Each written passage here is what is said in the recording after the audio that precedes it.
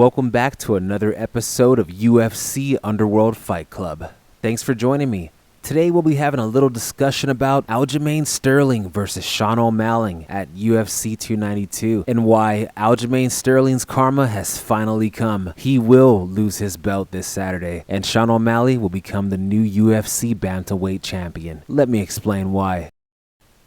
March the 6th, 2021, Peter Yan and Aljamain Sterling fight for the first time. And things don't go Aljamain Sterling's way. He showed up after a botched weight cut, got his ass kicked, and Aljamain Sterling has recently been expressing how these weight cuts have finally taken their toll on him.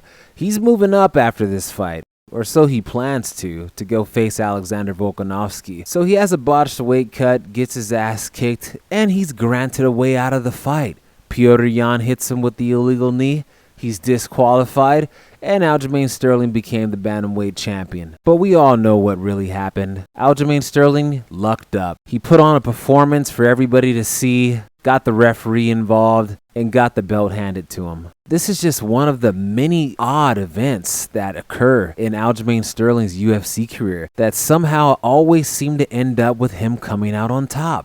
And it won't be the last. Almost exactly 1 year after this first fight, they fight again, April the 9th, 2022. So the fight consisted of Aljamain Sterling taking Petr Yan down for the first 2 rounds, and then he really didn't do much with those takedowns. He proceeded to move on to the 3rd round, and if you ask me, he lost the next 3 rounds. Dana White agrees. The judges got it wrong. But Aljamain Sterling retains the championship. Nobody's really satisfied because he didn't really do much in this fight. All he pretty much did was take Petr Yan down the first 2 rounds, do nothing with those takedowns, and then lose the next 3 rounds. Aljamain Sterling gets by the skin of his teeth on top once again. But the karmic debt continues to rise. You see, all things come with a cost. That big shiny gold belt around his waist that he worked so hard for, and have no doubt about it, he did work hard for it.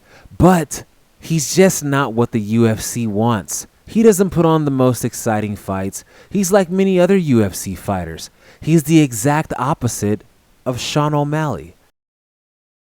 Sean O'Malley is the chosen one. It was Patty until he fucked all that up. But now Sean O'Malley's the main focus. He's the biggest star, he's the one they want to be the champion, and he's the one Dana White and the UFC have been protecting, sheltering, handing him mediocre fighters for him to just whip their ass and look good in front of the world, as if he's really just that high caliber of a fighter. But really he's not. The first time they stepped him up in competition was when he faced Chito Vera. And what happened? He got kicked in the leg and pretty much gave up. They all just tried to sweep this under the rug. So they stepped the competition down.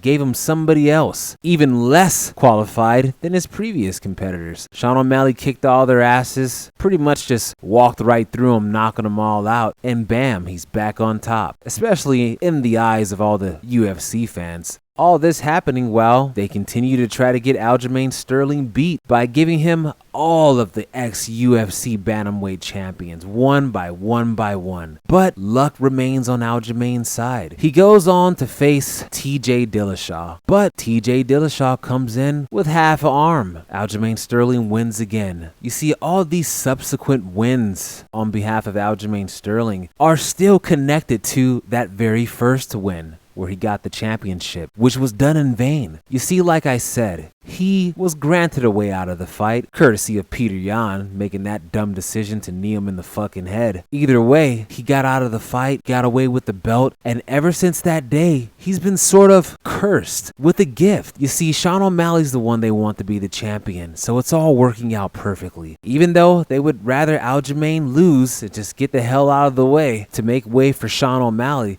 he keeps winning, but the UFC has, like 1,000 fighters? They can always move the pieces and maneuver around things to still set Sean O'Malley up for the win. And that's exactly what they've done. You may have heard the news recently that there have been a few adjustments to the rule setting for the UFC. One of those rules include takedowns with no damage. The UFC has notoriously always frowned upon this type of fight. Most recently, Corey Sandhagen. He went out there and pretty much laid and prayed on a dude for 5 rounds on the same night that Nate Diaz was boxing Jake Paul. The numbers, even though they weren't revealed, I'm sure they were pretty fucking low for that fight and that entire event, and this pissed Dana White off. But most importantly, people are relating this change of the UFC rules to Corey Sandhagen's performance. Dana White left during the 4th round of that fight, and people assumed it was because he was pissed off because of the way that Corey Sandhagen was performing. But if you watched the interview, you would have learned that Corey Sandhagen actually spoke with Dana White after the fight, and all was well. And then, all of a sudden, we have these rules changing.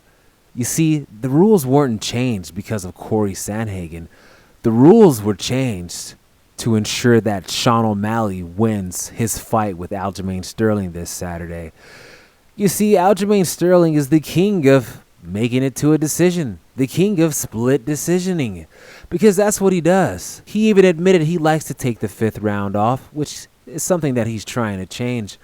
But it's too late. It doesn't matter what Aljamain Sterling does. He won't be able to knock Sean O'Malley out. We learned that Sean has a great fucking chin from that Petr Yan fight he lost. Because, Aljamain Sterling, he's never knocked anybody out. But Sean O'Malley has pretty much knocked every one of his opponents out. So the rules were changed to ensure that when Aljamain Sterling comes out with all of his grappling trying to hold Sean down and make it to a fucking decision, it won't matter. He'll be sealing his own fate to lose that belt. Takedowns with no damage. That's what they'll call it.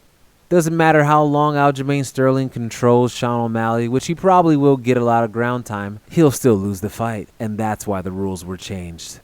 You see, the UFC had to put Sean O'Malley up against the #1 contender in order for him to get this title shot. Because they know the fans aren't stupid. They see how the fans turned on Patty. They don't want that to happen to Sean. They need Sean to be the star. So they give him a fight with Petr Yan. He loses the fight. The judges give him the gifted win. And Sean O'Malley is able to just relax for this past year. He hasn't pretty much done anything. Just been chilling, doing his podcast, waiting to see how the fight between Aljamain Sterling and Henry Cejudo would play out.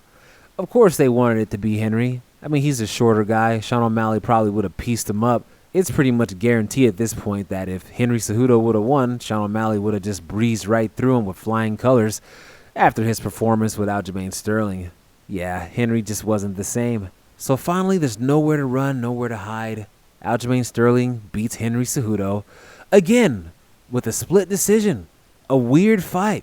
I mean, yeah, I'll admit Aljamain Sterling won, but he had another one of those performances where he barely won. He didn't really do much.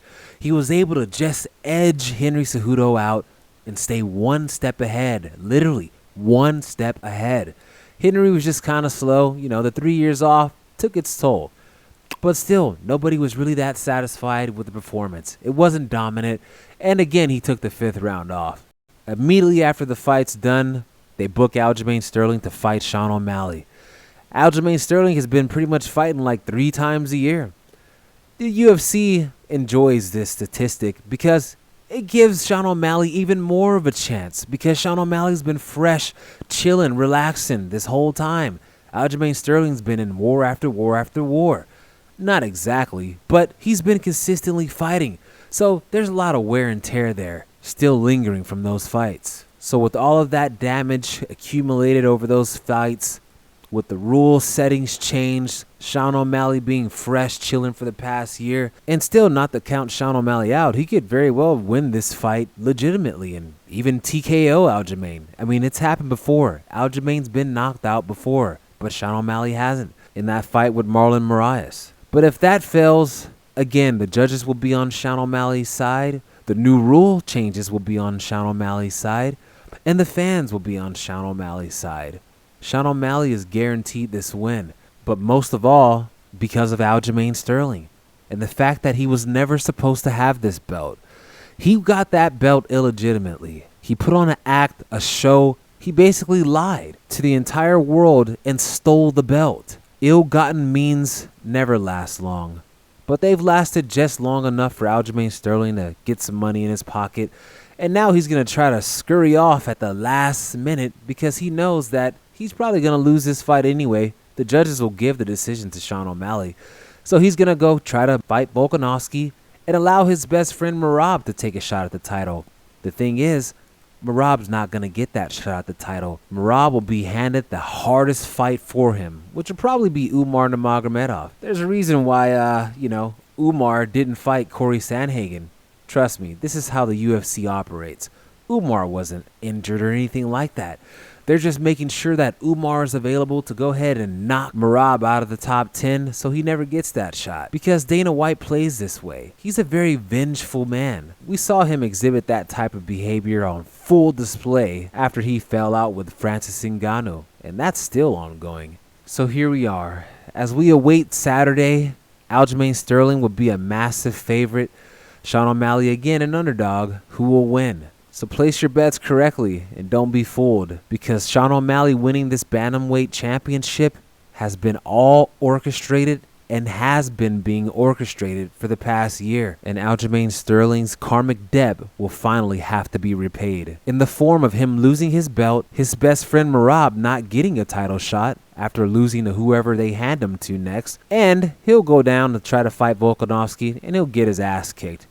This guy ain't beating Volkanovski. Come on. Sean O'Malley will be handed a couple of easy fights for him to scoop up some money and be the face of the bantamweight division for maybe a year or two. And eventually he may have to lose as well. There's only so long they can play this game. But there you have it. Sean O'Malley will win the belt this Saturday. Aljamain Sterling will have to repay his karmic debt for winning the belt in vain when he did against Petr Yan the first time. And this will all just end up being a story of what goes around comes around. Aljamain Sterling steals the belt from Petr Yan. Sean O'Malley will steal the belt from Aljamain Sterling.